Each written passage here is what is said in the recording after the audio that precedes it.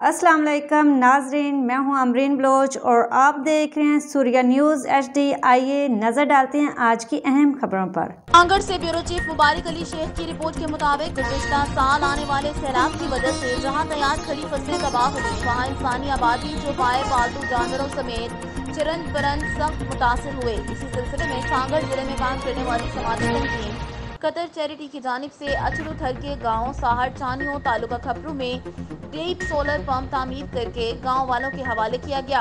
इस मौका पर डिप्टी कमिश्नर सांगड़ मोहम्मद इसहाक गाद ने बातचीत करते हुए कहा कि सैलाब की वजह से मुतासरा इलाकों की बहाली के लिए जिला इंतजामिया, हुकूमत सिंध और काम करने वाली समाजी तंजीमों की मदद से कोशा हैं। इस मौका पर additional director social welfare Wajid Ali Memon, project manager Ashraf Mughal और गांव साहड़ चानियों के रिहायशी रसूल बख्तानियों ने बातचीत करते हुए कहा कि कतर चैरिटी और जिला इंतजामिया के लिए हम दुआ गो हैं कि उन्होंने हमारे बुनियादी मसले के हल के लिए हमें प्रोजेक्ट दिया, जिससे हमारे गांव समेत आसपास के इलाकों में पीने के साफ पानी की फराहमी की वजह से हजारों की तादाद में इंसानी आबादी समेत चौपाए पालतू जानवर और जंगली चरिंद परिंद फायदा हासिल कर रहे हैं। इलाके में पालतू जानवरों को पालने में इजाफे के बायस इलाके में खुशहाली आ रही है, क्योंकि अचलूथर में पालतू घरेलू जानवर मईशत के हवाले से रीढ़ की हड्डी की हैसियत रखते हैं। आज के लिए इतना ही। मज़ीद देखते रहिए सूर्या न्यूज़ HD।